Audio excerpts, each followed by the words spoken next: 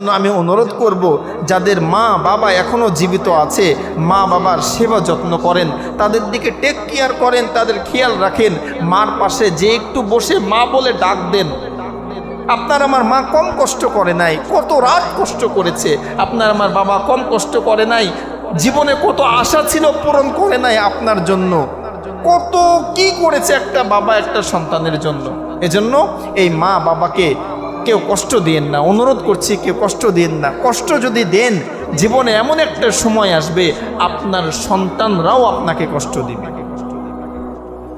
আপনি আপনার বাপ মাকে কষ্ট দিবেন তো, তাদের সেবা যত্ন করবেন না, আপনার সন্তানরাও আপনার হক আদায় করবে না। যদি করে আল্লাহর কোরআন মিথ্যা হয়ে যাবে যদি করে।